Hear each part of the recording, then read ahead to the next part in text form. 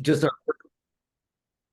just our first question here in the chat. So the thought was that you would enter all three in a single chat response, but so try not to hit enter yet, and you can even write one period and then you don't have to write the question. But what strategy did you try? So assuming that you were here for day one, we talked about this, or if you weren't here, what is just a recent talk move student discourse that you tried out, and then no surprise, how'd it go? Just in a sentence or two. And then when could you use it again? So you could write the response to all three of those, but hold off. We call that the waterfall. Yeah, or like chat bomb. Just the idea is that we'll all submit and then just be able to read them. It will keep this one quick. You are going to actually have a chance to verbally talk about this as well in just a minute or two. So again, though, that'll be in a small group. So wanted a whole group sort of response back so people could see what's a talk move that you've tried, how'd it go, and is there a spot that it fits again? And of course, as we read these, we might be thinking about how to use them in our own classroom as well. Okay, so I'll give about 30 more seconds, and then we'll try to hit return at the same time. And this was just as a follow-up to our challenge at the end of our part one webinar, and we're hoping you had a chance to try one, but if you didn't, that's okay. We just want to see how people are doing and feeling about trying these out in their classroom. And if you are ready, you're willing to hit return and send that to the chat.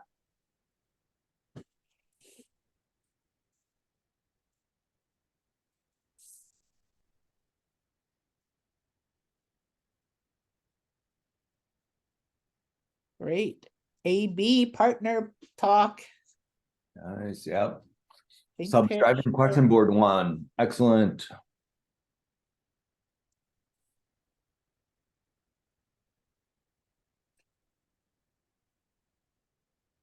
Driving question board. Good for you.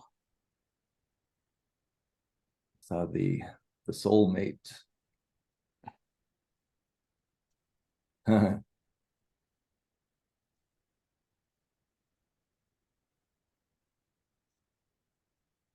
Cool. That's a one I haven't heard. The soulmate. Yeah, kind of wondering. And then it said shoemate. Yeah, Monica. That sounds fun. Do they meet? Oh, the soulmate is based on the shoes. Good. Yeah, so they just find a partner that has similar shoes. So I had a student, for example, have slides on with socks. So they just found someone else who had the same thing. Yeah. Perfect. Yeah, finding those ways to pair kids up is awesome. So it's not just, were they at all like walking around while they were doing this? Yes, they got up and I gave them 30 seconds to find someone with similar shoes, and yeah, it went well.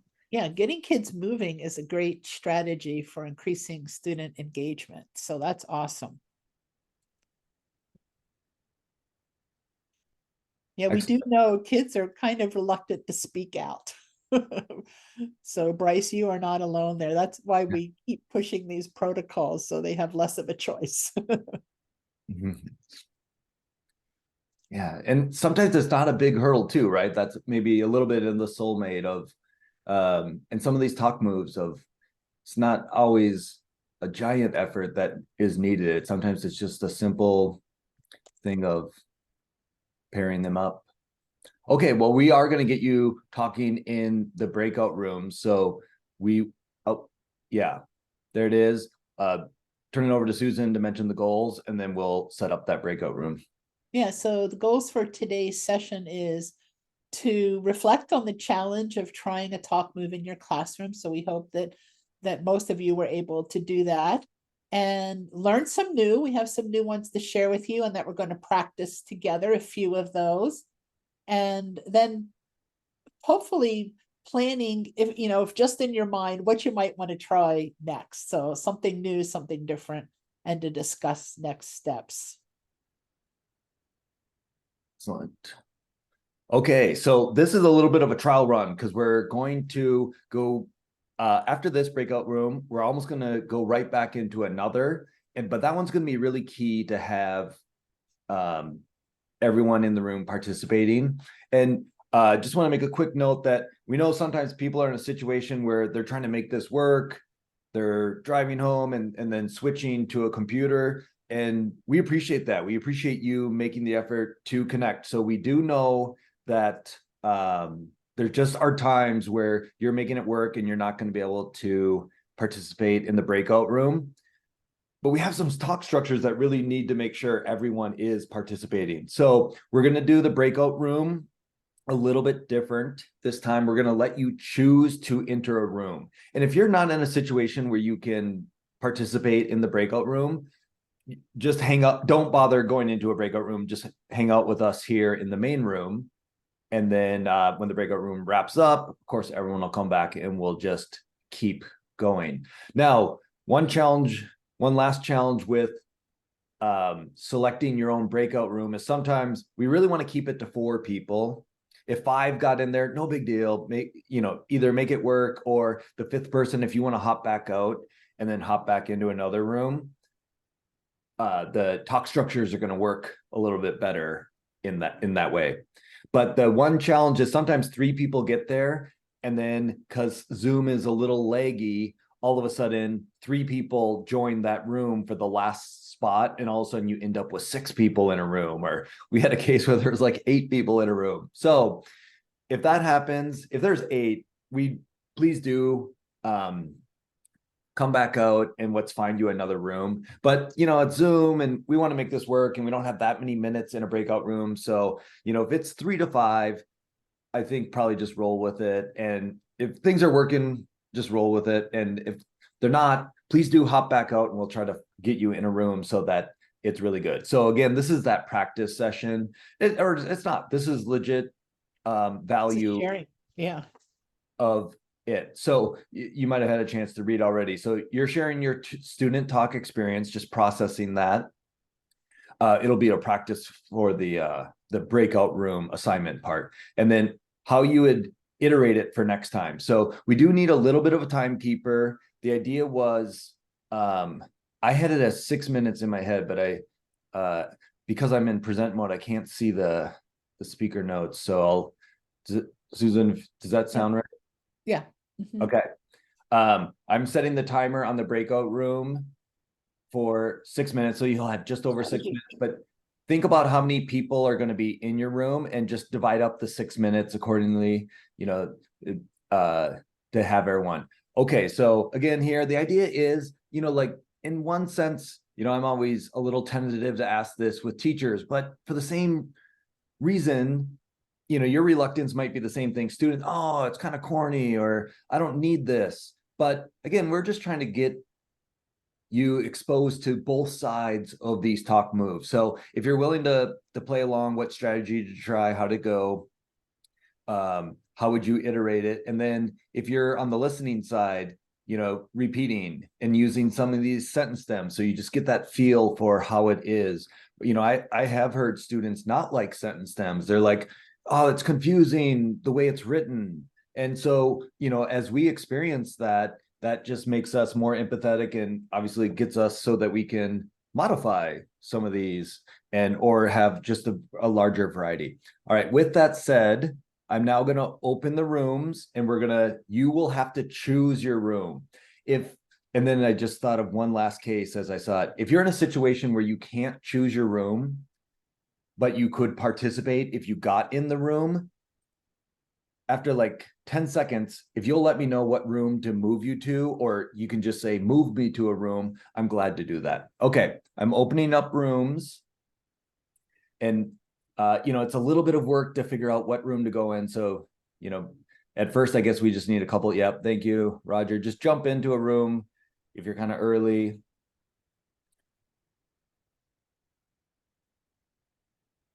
And we'll get better at this. But yeah, yep, seeing the room starting to fill up. And if anyone needs to be moved to a room, just in a situation where you're not at a computer to do it. Bradford, can you move me to a room, please? Or wait, I think I know how to. Yeah. Oh, wait. Yeah. Oh no, I got it. Never mind. You got Thank you. it? Okay. Yeah. Great. Will do. Anyone else? Or in the chat? Bradford, Yep. Sonia Youngdahl here. If you can move me to a room, that'd be great. I'm driving. Yes. Thank you. I will. Anyone else? And Colleen Behrens, I need to move. Yeah. I'm driving too. You want to just put me in a room? Yep. Yep, Kim Carper, you can move me to a room too. I'm driving. Yep. Glad to. Glad to help.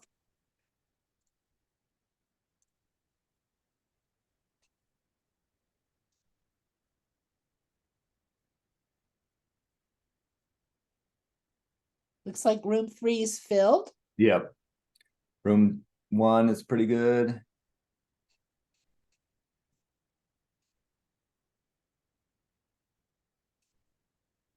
Oh, now we got 3 overfilled, but no problem.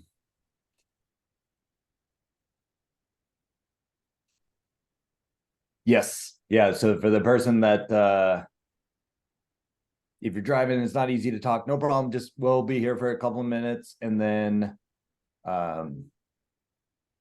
yeah, just hang out for a bit and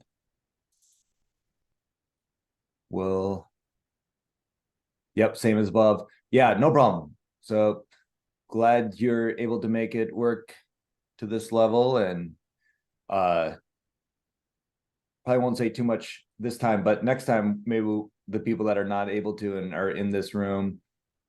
Looks like there's only one in room 2, Kelly. I wonder if we could go to room 5.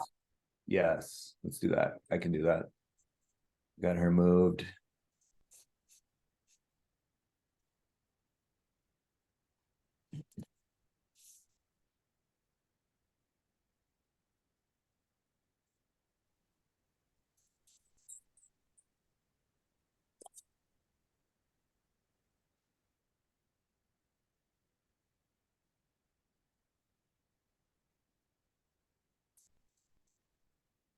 That evening commute is a real thing. Yeah. And thank you for being here. And in terms of the numbers, Sorry about that, Bradford. oh yeah, no problem. In terms of the numbers, that worked out pretty well. Maybe one group was a little big, so I don't know if that might have been room 3. But again, like 5, if you were just flowing, maybe you save the same 5. But if one person did want to hop out to another room, that would make the pre-made talk structure work well. Okay, so this is the webinar, which feed this is sort of where we introduce you to some talk moves. And I do want to contrast that with the professional learning community that's starting up after this. That the PLC is going to have like breakout rooms of 45 minutes where you are just working with a crew, really teacher directed. And so I want to put that out there. Oh yeah, go ahead, Susan. This flowchart is the talk moves that we did in our part 1 webinar in September. So these are all of the ones that we shared, and we're going to share some new ones this time, but we wanted to kind of have a visual for what we have already done before we start our new work for today. And I put the link for this talk activities flowchart in the chat, and it's actually a PowerPoint, and it works so that when you click on any given box, it takes you to the slide with that protocol in it. So it's hopefully a useful tool for you to have a lot of different protocols in one place. Thank you for making this. And this was built up from last year's PLC. So just shows that that process collaboration working. Excellent. Okay, so we're gonna try one, data discussions. This is so foundational to the pattern sequence and making and iterating tools and getting feedback year after year. Many times when patterns teachers get together, discussion turns to making data discussions work. So hoping, yeah, definitely hoping they're going well, but sometimes they don't go well. So we always want to have some tools of structure and support. So want to show you some new tools that have come out of the last couple of years and trying to polish them up to make them work a little better. And to show that, so in the activities flowchart activity, now we're looking at, again, if you weren't here the first time, let me do this quick summary. Susan started to mention it. Like, what purpose are you trying to have students talk for? It's important to clarify that with yourself and the students, and that will, of course, inform the structure. So if we're in the case where we're trying to get students to revise their thinking, how will students think about this phenomena best? And a graph might be one. And of course, in most labs, students are generating data and then visualizing the data in graph form. Then after they have those graphs, we call it a data discussion. So they're talking about the data, making sense of the data. Actually, I should say this in order. They orient to the data, they analyze the data, then they make sense of it. Okay, so let's dive in. What are some new tools here? Yes, good. I always rush to the new thing, but let me set this up, especially if an example I'm going to pull is going to be from physics, and I know not everyone's a physics teacher, so I do want to slow down a little bit and set the stage. So, just how do we create a mathematical model that mimics the data we collect? And then here is our pathway to better predictions. So often we have students do a wild guess just to get them thinking about it.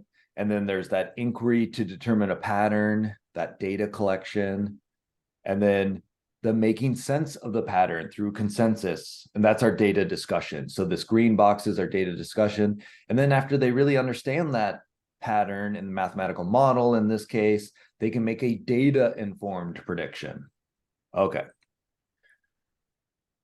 Here is just data discussion. There is some cards that's been available actually last year in the same webinar. Those are the cards that we had people use. And that has been a good thing. A lot of teachers have liked that, but feedback that's still just a little bit hard for students to go from the general nature of the cards to the specifics of the lab. And I said it once already, but I'll say it again too. Here's another nice little graphic. There's a lot going on in this slide, but why are we having students do data discussions? And really that is, we want students in the role of scientist and engineer, and scientists present their explanations and critique the explanations proposed by others. So there's that, students in the role of scientist. And then, what's kind of in the high level view of data discussion? Well, the first thing we need to do is make sure we have good data. It's impossible to make sense of noise and erroneous data. And then of course, then we want them just being familiar. What data are what's the data in front of us? And that we call that orienting to the data. And then a very approachable one. Even if a student was absent for the actual lab, they still often can jump in and find similarities and differences of the different data sets. And then of course, we really want them to explore the pattern. We sometimes call that walk the triangle, where they go from their real life experience to the graphical representation to the mathematical model. And then that process is really making sense of the pattern. Why is this pattern proportional? Why is this pattern inversely proportional? And then here's that data-informed prediction. There are a couple resources that we weren't going to go over in this webinar, but we just like to put them in. A couple options with board meetings. And actually, I'm not going to just flash them up, but they're there. These are resources that have been available, but just, again, several different ways. But I do want to jump to the one that has been the most promising, although even that we've gotten some critiques, which this is how this stuff gets better. So please keep sharing what's going well and what isn't, but this has helped a lot. And so let's take a look. So we're really, the feedback that we got is a lot of teachers feel that it's really important, and that, teachers are really important and oftentimes need to model. So data discussions oftentimes start off very teacher-led, and and depending on your context, that might have to be that way. And that's good. We have a year with students, so we want to meet students where they're at and then transition to a more student-led data discussions. But we want them supported and we want data discussions to be working. So a teacher is definitely going to have to be facilitating, critical role to play throughout every data discussion. But just to give a progression, maybe the first experiment, especially the first experiment, lots of times we've just heard that it needs to be teacher-led the whole time, which that just might be true. We are introducing data scripts and suggest sometimes thinking about there's a little part that similarity and differences. If we give them a data script, and maybe I'll just click on that. This is overwhelming. This is not actually a good plan, but data script would be one of these, one line. And I didn't mean to jump around like that. So I am tempted. We got feedback already that students, that's an overview doc that I just showed. And I'm going to show the green bar. So I'm not going to do that again. I'll wait to the green bar to click in. All right. And so you might just have a little snippet. The similarities and differences are data scripts. And then you're back to whole class. Making sense is the hardest part. Students almost always need teacher help with that. And so that's whole class, whole class, whole class. And after students get the flow, they might be ready for it with a data script and the teacher walking around small group to small group. Okay, and then there's applications and limitations, whole class. And then the next lab, you might imagine data scripts for the analyze the data. That is the one that teachers have said, yeah, the script really worked there right away. And then applications and limitations, that's the next one that we thought or heard from teachers that, yep, the scripts totally work there. But the orient to the data and the making sense, lots of times, most classes need some, well, didn't mean to do that. Whoa, somehow I jumped really far. Need whole class. But after the third, fourth one, a lot of groups might be successful with scripts. Again, teacher walking around the room, working with those groups that are struggling with that. And you can just see that it gets more independent. And then we even want to give them off scripts eventually. And, the one transition is to the facilitator guide. And that is where it's a kind of a pre-filled out graphic organizer for the data discussion, and they conference with the teacher. You pick a lead student from each group and you conference with them. Or some teachers have said they pick the first two groups to finish. And so they come and conference with them with the data discussion, and then they go out and lead the data discussions as the other groups start to finish. So you can imagine this is nothing new in one sense of here is just one possible path to think about, though, on taking a more teacher-centered data discussion and transitioning to a student discussion. All right, so I want to get you a little bit familiar with the experiment we're talking about so that when I do click on the scripts, it'll have some context. All right, so again, just with teachers from all different disciplines, wanted to pick a very early experiment that isn't heavy on in physics. So it's just, everyone can walk up and kind of make sense of it. So we have this kind of question where we look at websites and look at how, like, as a picture is front and center, and we talk about how, like, web developers, how are they communicating? So we're just looking at, think of a baby step to evaluating published materials. We're just looking at how does the author signal this is an important story, big pictures, all that kind of stuff. And then you can see as it gets moved to the side, the width of text is that a story is given changes. So that's all kind of distraction, actually. The eyes on the prize is the mathematical model here, but we wanted to have a real world context and phenomena that really is important. But at the end of all of this, it is to get students to have the question be relevant. How does width of a given paragraph affect the height of that paragraph? And if you haven't thought about this, I know when I was first asked this, I was like, what? And I fell for all the distractions. And that's kind of a good thing, actually. So, all right, you are going to, we're going to use that talk structure. Basically, there's just 1, 2, 3, 4. So everyone knows they have an assigned spot. And we have these placemats, and I think that's showing up in physics, chemistry, and biology. So anyways, you can just imagine each one of you is getting a different font and font size paragraph. So that's the kind of context you need to know going into this data discussion. And then here is all 4 groups data on a single graph. Now, students wouldn't get this. Students would each bring one of these to their data discussion. Okay, so this, I do actually want to show you the overview. This is meant for teachers, not for students. So we wouldn't show students this. So teachers said, I have to tell them what to say. Like even in the Orient, they just see that box and it's blank and they don't know what to do. Okay, so this is not meant to be used the whole year, but you, depending on your group of students, they may want to use this for quite a while. But in any case, it really is meant, and that's why we call it a data script. Hi, my name is Bradford. Does everyone have your graph? And then check if everyone has the graph. Then who's in A2? Susan might be A2. Hi, my name is Susan. Does everyone have your mathematical model? And then check. And then I was just trying to look at the chat. I see Sonia in the chat. You know, Sonia might be sitting at B3 and say, hi, my name is Sonia.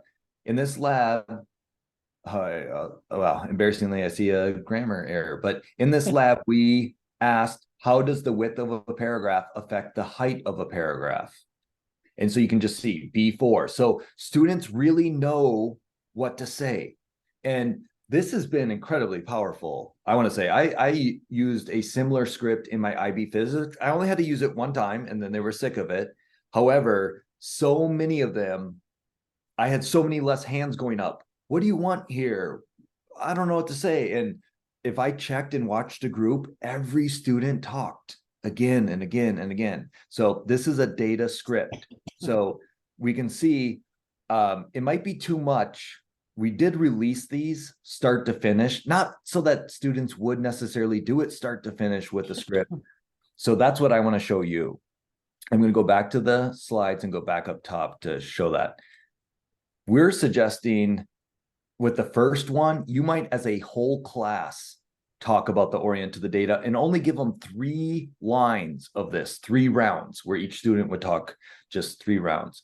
So now this is the third experiment. So this one actually might have you use data scripts for it. So that's what we're going to do. We're about to put you in breakout rooms and you'll start and do rounds 1 to 4 on, you got to kind of make this work because you got to pretend that you're bringing these graphs individually and try out those. And then midway through round 4, you're going to switch to focusing on just the biggest paragraph and the smallest paragraph. So someone in your breakout room is going to probably need to share screen and show this one. And that'll take you up to round 6.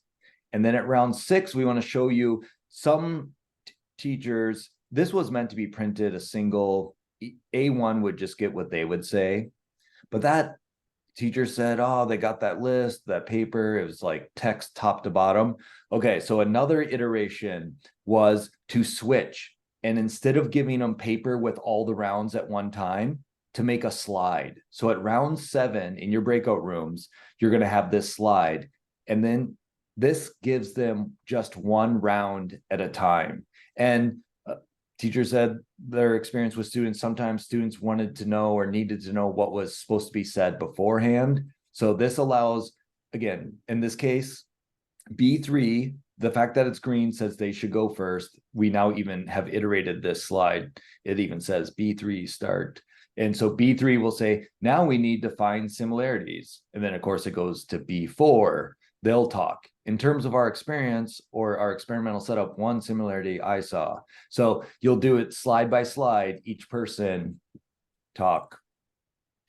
Okay, and then you click on the next slide, and then it brings up the next round. And you're just going to do that 3 times. But again, actually live that experience with the student hat mode on. See what you like about it, see what you don't.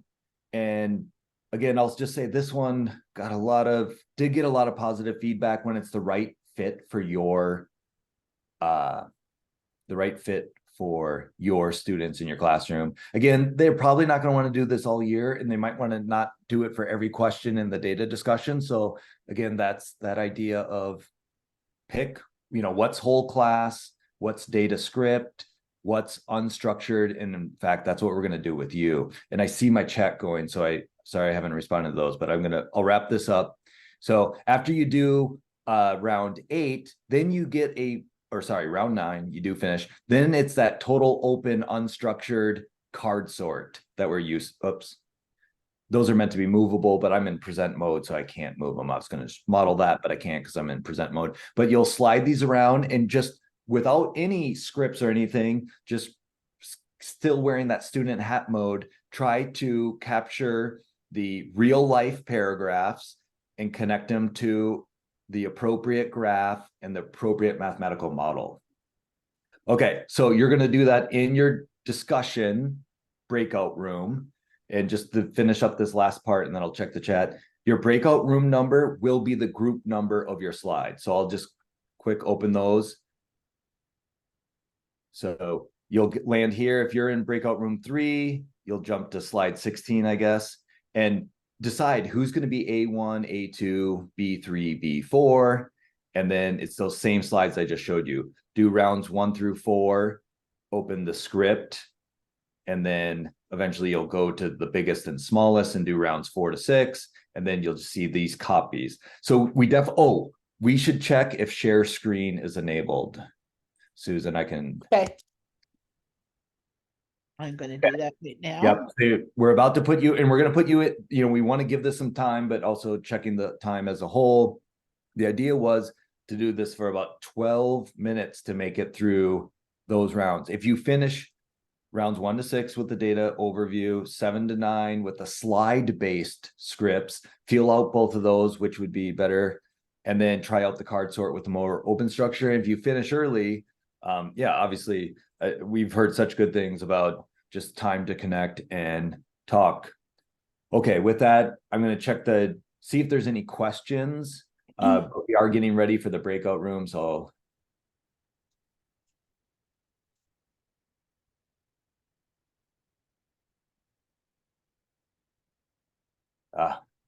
yeah, one person definitely didn't have a good experience with it. And that could be something that they can talk through with the other teachers in their breakout room, and, like a little, try the protocol and maybe learn from each other what works and doesn't work with this protocol if people have tried it. Yep. Nice. Okay. Okay. Well then, actually, if I hit open rooms, I think it's going to send you to the room you were already in, which is, I think, a good thing. But know that if you were in a room that was overfilled, please come out, and we do actually have a couple rooms that are underfilled. So, but we don't want to pick who in the overfilled room moves. So if you just want to pop, people are, okay, I'm going to open rooms because we want to get you in there and talking with each other. I'm going to set that timer for 12 minutes though, before I do that. Okay. Rooms are open, but if it's not working for whatever reason, please pop back out and we'll try to find a good room for you. For those people that are not able to join a room, you'll hang out with us, and after we get it sorted out, everyone to a room that we can, maybe we'll just talk here in the main room.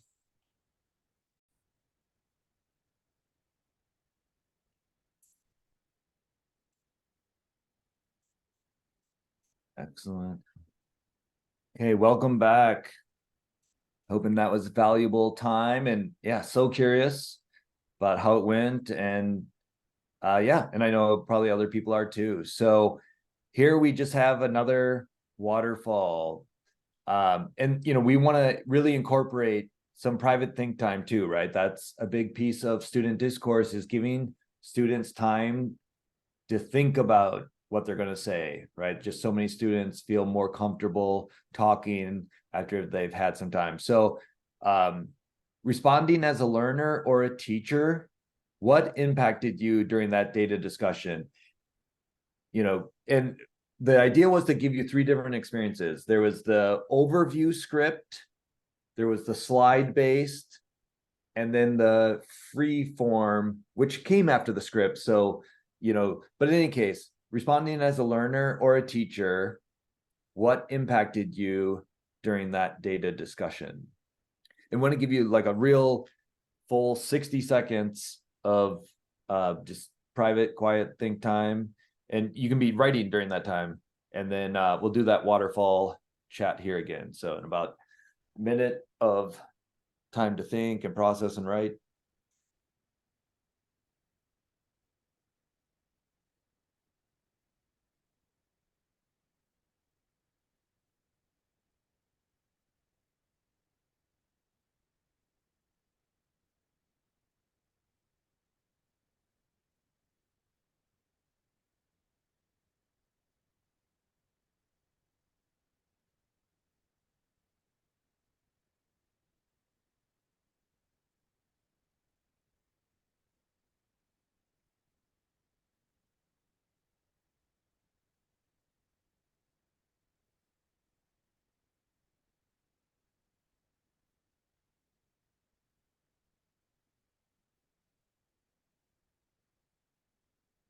All right. I also want to give time to process reading other people. So if we'll maybe not have it be such a hard waterfall. If as you get done, hopefully in the next like 30 seconds, if you want to just hit return and don't feel, if you're not ready, keep typing. And it always takes us a little bit to read those first responses. And so hopefully that's a valuable experience. So Yeah, I see Monica, she said, understanding that the green box indicates who goes first. That wasn't intuitive for me to know that. So when I didn't really understand that until you actually said that's who goes first. So that might be something that we would like provide a key or some general, I don't know, guidance for what that actually means in the notes or something. I'm just thinking out loud for future work and support for teachers. Well, we did actually add this in the overview doc, which also, again, students don't get this one. They would get one pager. Anyways, it now says A1 starts, Okay. A2 starts. I And we guess use I thought, yeah. That makes sense now that you've explained it. yeah, and that is definitely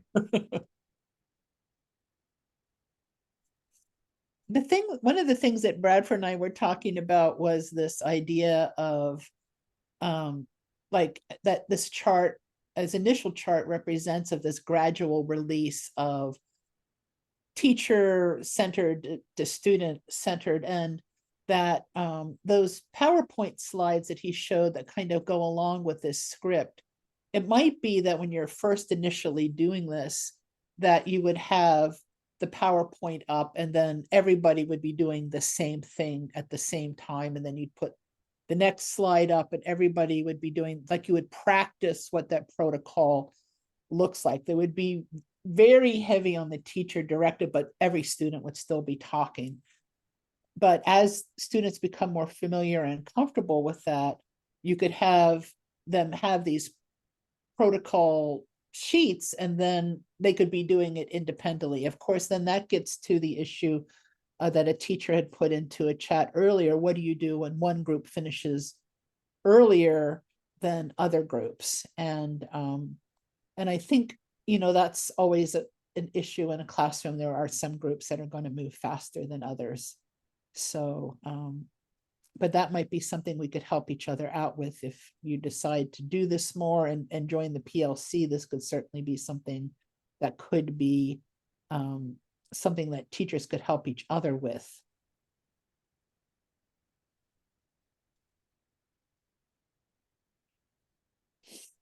Yeah, good. It doesn't look like it went too well for many people here. But yeah, more background and sharing that. And there's kind of other things that we actually, the first just one way. This is not right. We jumped into lab 3, you didn't take the data. So I don't know. Clearly not a good experience. So we'll definitely work on that. I'll work on that on my end on the sharing it. It has gone pretty well with students, and totally agree. Like that in the moment when you're in a breakout room and it's really hard to access the teacher of what do you want here, that's an easier question to answer in class.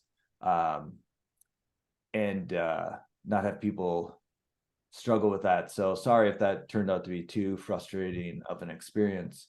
But the one that multiple people asked, how do you do this with students? Well, the first thing we do is we actually every day have one of these just that says, hi, my name is Bradford, and something I'm excited about coming up in the next week is my dance competition.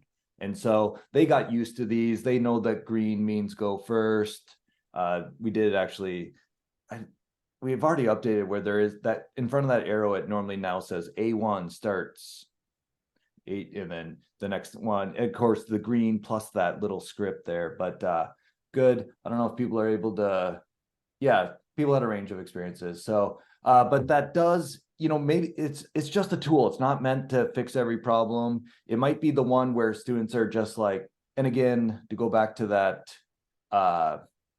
last piece, maybe you just do the slides for round 6, 7, 8, right? Otherwise, they're using that graphic organizer. There's a lot of different ways to organize the data discussion, so it's hard to think about every way that you could have it. But again, here's the student handout. It's right there linked, so maybe that's worth showing. So this is one where the students, this doesn't have the update, which is interesting. But in any case, again, this was like the master one that you could decide which rounds you're going to do, and the rounds you're not going to do, you would not print out on the paper. So if you were just going to do 6, 7, I don't know why I said 6 and highlight 7, 6, 7, 8, 9, they would only get 4 lines on their piece of paper. So they'd probably only need a half sheet for it. And then of course down here, A2, again, you would only give the ones that they did. So maybe there's some value in there that fits with the pieces in the puzzle.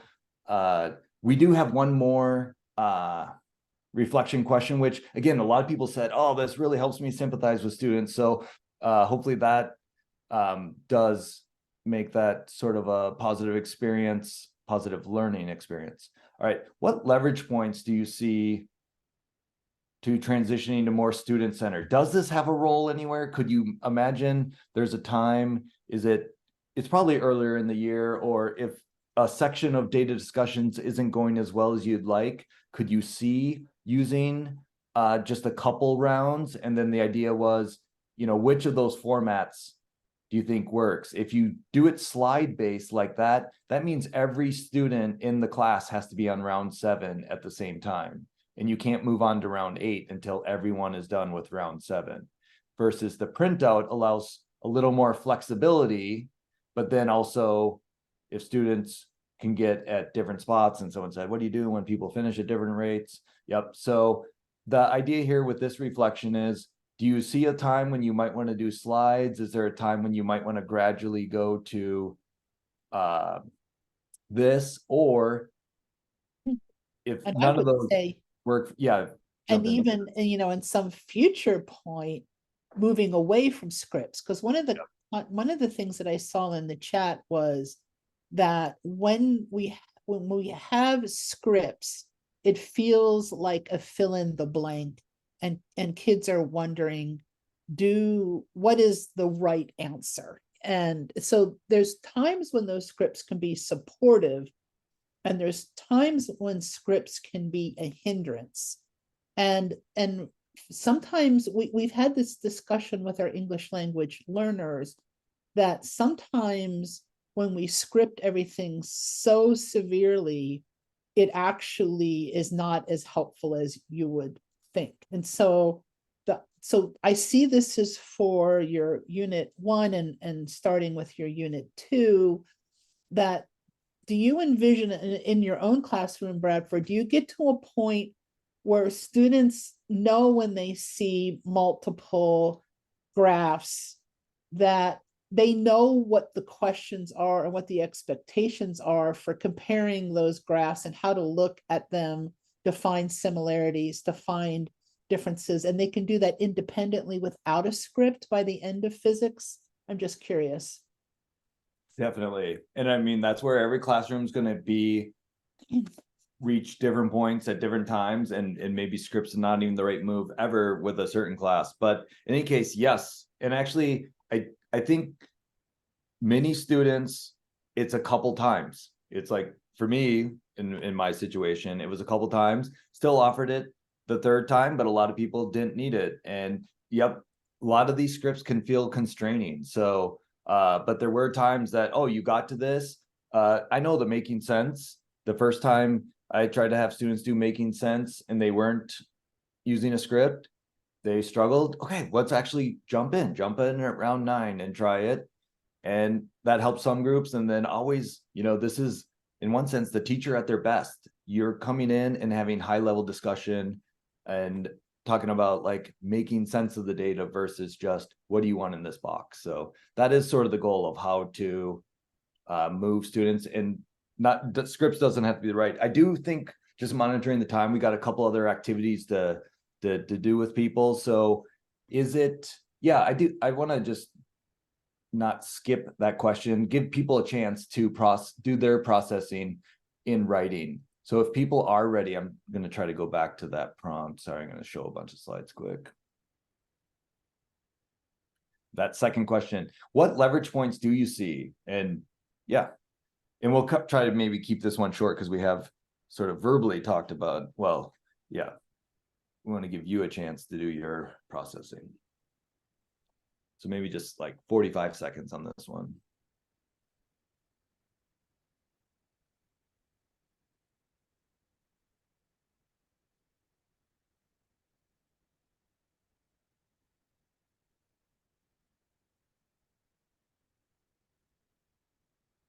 And then just as you're ready, might give people who had a chance to type out their thoughts, you can just hit enter.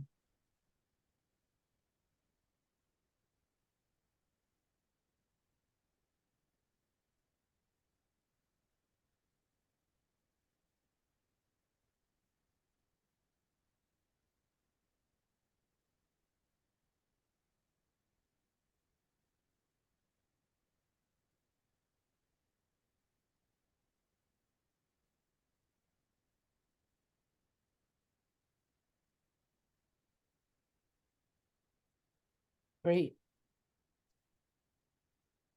Students can be more independent learners. And Bradford and I were talking during the chat that we as teachers have a responsibility to teach students all of this, like as opposed to in the old days, when teachers were asking questions and popcorning, and there was a right answer and one student got it, and that student was the one that always answered the questions.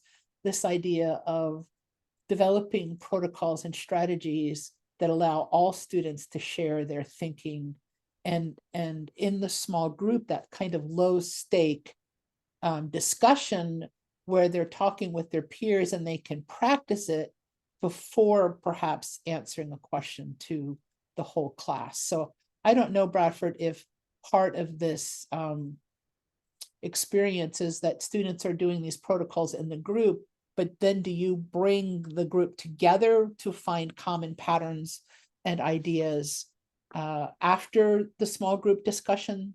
Is there whole group as well? Definitely. And that's fluid, right? As we know with teachers that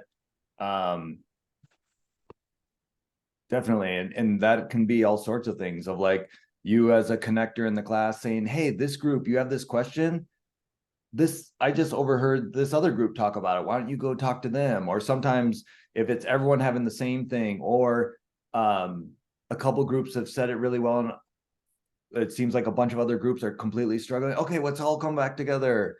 And I'm going to start, I'm thinking even back to the Inquiry Cube day one kind of teacher moves. If you have it pre-planned, who is going to talk, you have it written on your clipboard, okay, group over here. What could you share? What did you see? I'll just say similarities and differences. Usually it's more on the making sense that this thing kind of happens, that some people make, almost everyone gets the mathematical model, but then they're like, on the graph, what's happening, or in real life.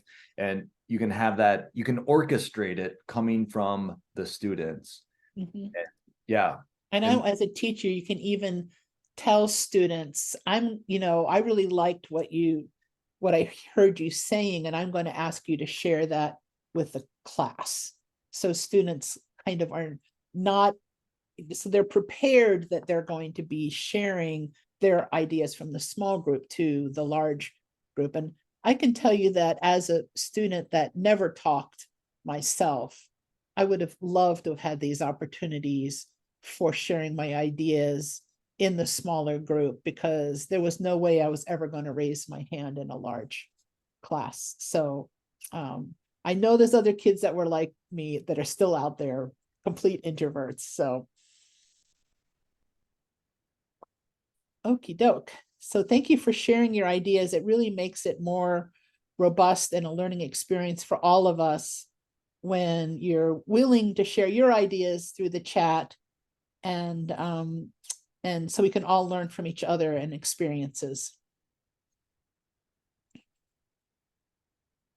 Excellent. So then we'll hand it over to Susan to talk about continuing the conversation. So this is our next protocol. And if you can go to the next slide here, I think we just to kind of show you the pathway of where data discussion was really about graphs.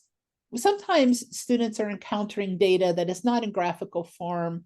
It's in other kinds of forms. And so there is, and it's not in a patterns form where we have multiple mathematical representations of a similar phenomenon. Sometimes it's just a straight data table, or it's biological data, which is not, it might be a predator-prey relationship. Or something similar. So I just wanted to show this protocol. We're not going to practice this one. So if you go to the next slide, there you go. So continuing the conversation, it's really a two-person, it's another kind of a pair share process, and presenting an idea, building on an idea, and challenging an idea. So it's a simple protocol. We've put the link into the PowerPoint. If you want to try that one, it's a pretty simple one. We use this in middle school. And I believe that it would work just as well in high school for data discussions that are not really the patterns and the more complex discussions that we were just talking about. Getting that requested link back in the chat, and then yeah, excellent. Yeah, so with one thing to say about talk structures, if students have already had a talk structure in a previous grade, that in my mind makes it very attractive, right? Because then they're already familiar with it. So nice little thing not to have, that script. I just want to apologize, that did not go well. I can tell didn't go well, but that is not how we would have done it with students. I wanted you to see like the 3 different variations. So intentionally, you as teachers wanted to see the overview. So you saw, lots of teachers said when they got the single pages, they needed to see the flow. Most students did not say that, but teachers really wanted to see what was coming before and after. And then just that slide deck version, which that's so much change. And I know that, again, that would not be a good thing, but just in the sense of this webinar is only 90 minutes, wanted to give you a couple different peaks and then also show that release. So, okay, I'll move on from that and stop apologizing for it, but I do apologize. Okay, with that, just that comment of if students already have an existing structure, it's really good. And then Susan's going to talk to us about the next sentence frame. Yeah, I think the sentence frames, you were yeah, let's just go to the next slide to where we are showing like this could be done in the beginning, but also could be done in the middle of the unit, because this is more of something you might use as an opener to get kids thinking about a concept that they may have had introduced on the previous day.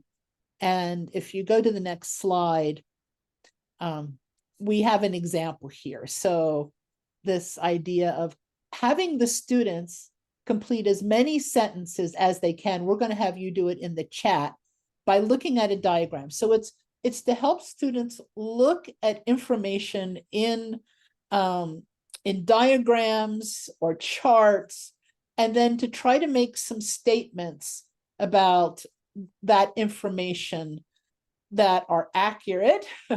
And we're just saying, you know, as something increases, something else increases, something increases, something might decrease. As something decreases, something else might increase, etc. So it's like, and so it's kind of like a time thing. You give kids you know, like 3 minutes, write as many sentences as you can. And it's just practice in writing, it's practice with concepts, it's practice with their conceptual understanding, and also how to get information visually and then write it out. So we were hoping that you'd be game to just going in the chat and typing in a few sentences that you think are correct for this particular concept and these words: slope, height, velocity, acceleration, force, mass, for these three setups for the cart and ramps.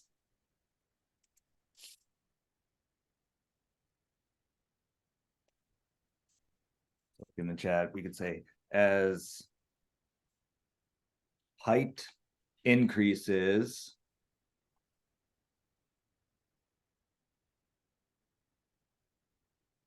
slope increases. Yep. Yeah. Sorry, beat me to it. And this one could be verbal. We were thinking in the chat, Zoom, just lots of times it's really hard to have multiple people talking. But again, this is like and I literally just did this week, and around energy, right? Like as height increases, gravitational energy increases. As mass increases, all of the combinations. And it's chaos. Students just have to say it out loud and keep track of how many they said. And it's super fun. And it's kind of anonymous because everyone's talking at the same time. And brings the energy in the room up. So if you got a really quiet room and you're trying to bring the energy up, you can just whip these out. We just want to give it like 10 more seconds. Yeah, thank you, people. Thank you for those who are being brave to put in the chat, because I know it is. I don't know about you guys. It's pouring like the Dickens where I am right now. So hopefully none of you are driving anymore. Nice. So there's lots of different ways that you could use this, but this has been, this is just a fun way to start the lesson with some data and conceptual pieces with students to build the energy, like Bradford said. So that, you know, that's a specific use for this. And then we kind of, this is what you'll find in the flow chart, is this template. And, you know, and sometimes it's the same, you know, so we have plus, increases, decreases, or the same. So, and then you put in your concept and your diagram, and you're good to go. It's a slide in your presentation or opener for students. Oh, sorry, I went too far. And then diamond discussion. This is one of my personal favorites. And we use this all the way down into elementary school. This is from STEM Teaching Tools. It is something that, if you go to the next slide. Yep, sorry, I got distracted by the chat. You can see that this is to try to help students reach consensus. So this is what the purpose is. But it's also a chance for students to work out their ideas and have individual accountability with their ideas. And a lot of times this is used in a model or an explanation. And it's a combination of both drawings and images that kids are putting down, and words. So it's really powerful for emerging bilinguals, special education students. And if we show you the format on the next slide, keep going. Yeah.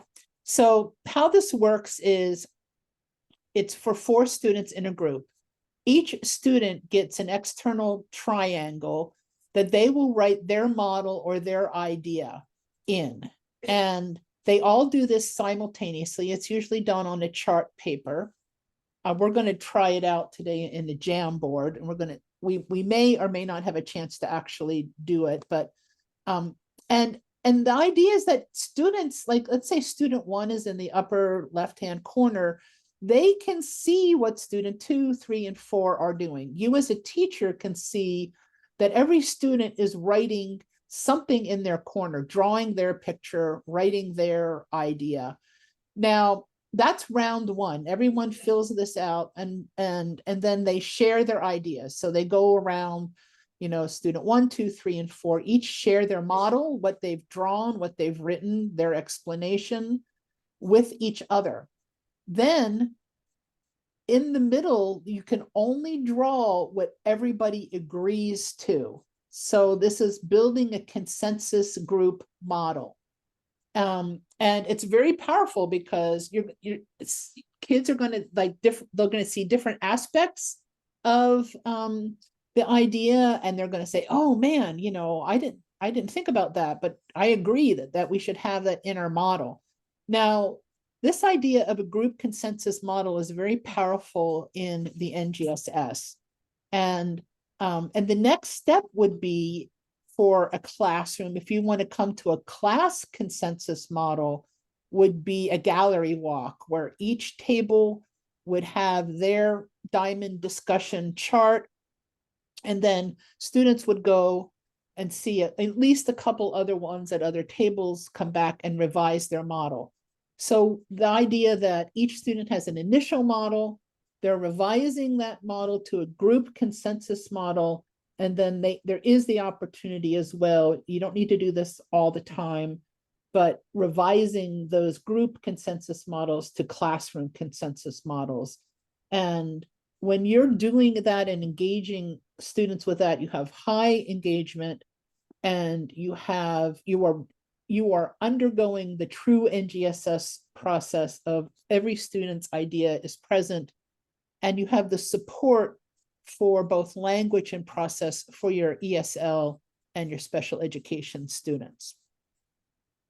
So I don't know, Bradford, if that we're going to have the time to practice this ourselves, but I just want to show you if we can put, we have this video here, and I'll just explain it to you.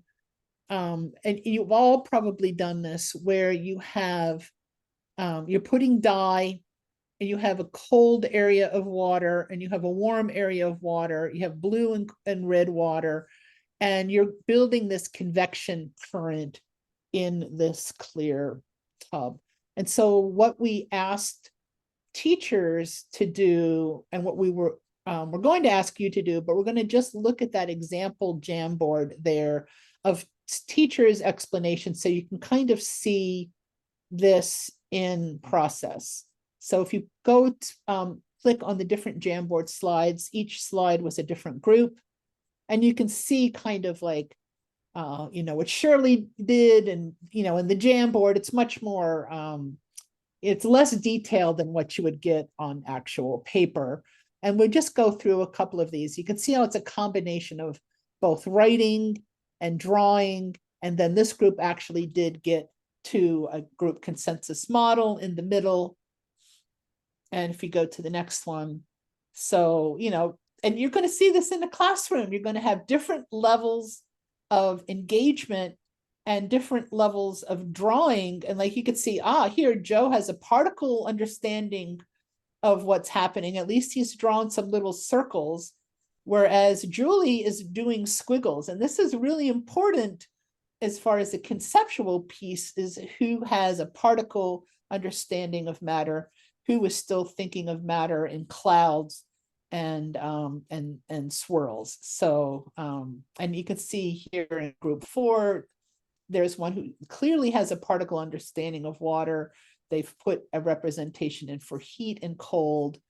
And so I think you have an idea. Does anybody have any questions? And I see that Monica said this is one of my favorite discussion tools in the classroom, and I can't say enough. It is my favorite.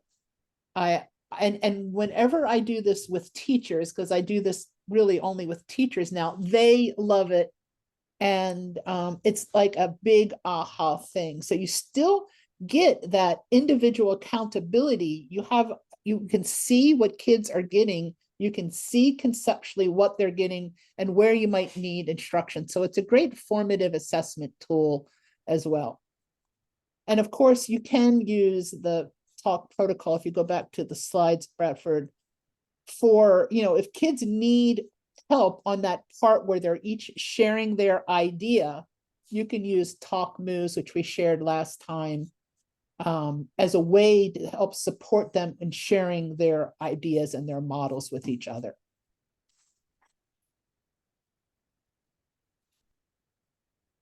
Thank you. Yeah, I know we are running very short on time.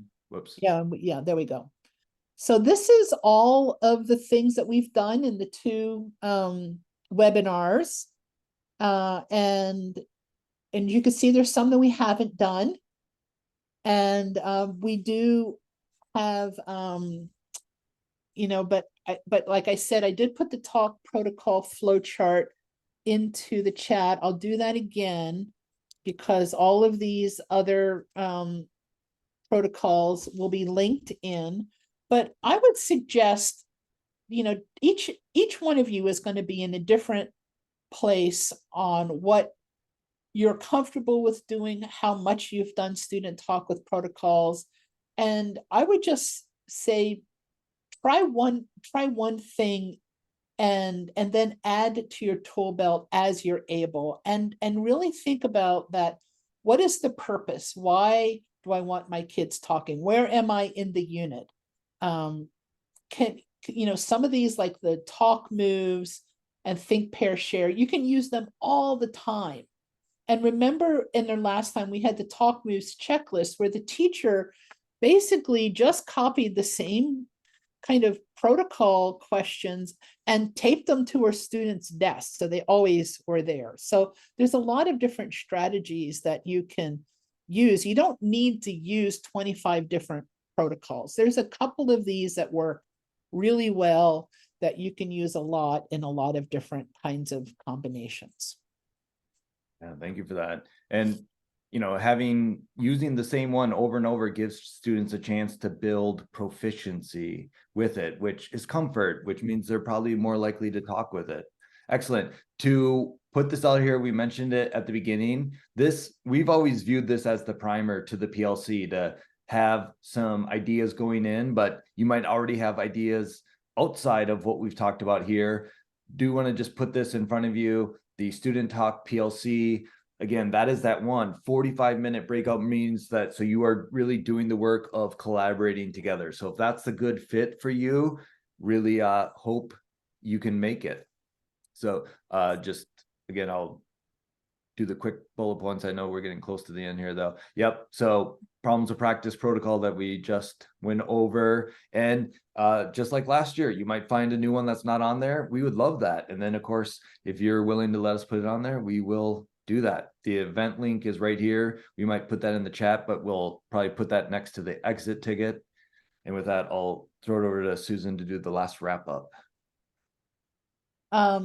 Yeah, so the recommended actions that you can take, and this is just kind of from research, and this is, we're still sort of at the beginning of the year, but establishing those classroom norms, that this is a classroom where students will be talking and sharing their ideas. It's also about establishing trust and building that environment where students are comfortable in talking, and just routinely focusing on student talk as students make sense of phenomenon and share their ideas, that we really value student ideas, even if they are not, I would say maybe novice ideas as opposed to expert ideas in science, we still want them to share their ideas. We don't want to shut students down by saying, no, you're wrong. It's more about using those moves to expand their thinking. Did I hear you correctly? Could you restate? Those kind of moves. So I think Dustin asked, what is the one one I would recommend? And the talk moves and the talk moves checklist, which is more that teacher asking questions to clarify ideas of the student. That's where I would start if I hadn't done anything. And of course, good old think, pair, share, which is universal. I do like the AB partner talk, which is a nice structure for think, pair, share too as well, with 2 people or with 4, as Bradford has shared. Be aware of differences in cultural perspectives. This is that culturally relevant teaching. We want to make sure that not all students are from cultures where children's voices are respected or heard. So we need to kind of be aware of that as well. And just think about starting with the most low risk, which would be just talking with your partner. And I love Monica's idea of getting kids up and talking with somebody else that has a pair of shoes like them, and all of these kinds of ways we can pair kids that aren't just sitting next to us, but across the room. And I love Bradford's idea of starting with, what is your name? Because I think that there's times when kids can be in a classroom and they don't know the names of the other students in their classroom, even after a year. So having kids use their name when they're talking with each other is really important. And then using talk as formative assessment. Like, what are you hearing students say that's informing your instruction? And really thinking about it as a valuable part of the lesson is, we're not waiting to get an exit ticket where kids are writing it down. You are constantly using talk as formative assessment for their conceptual understanding of any given topic in science. Excellent. That's a great list. We are just a little bit over time, so really appreciate you being here. I put the exit ticket if you're able to say thank you. Just a nice way to finish, if you are willing to unmute and say goodbye, if that's a thing that works in your context for you right now. We'll do that sign off. Susan and I will hang out for any last minute questions. There was a little bit of a rushed ending there. Exit ticket in the chat though, if you're willing. 3, 2, let me stop screen share. Yep, 3, 2, 1. Bye. Bye. Bye. Thank you. You're welcome.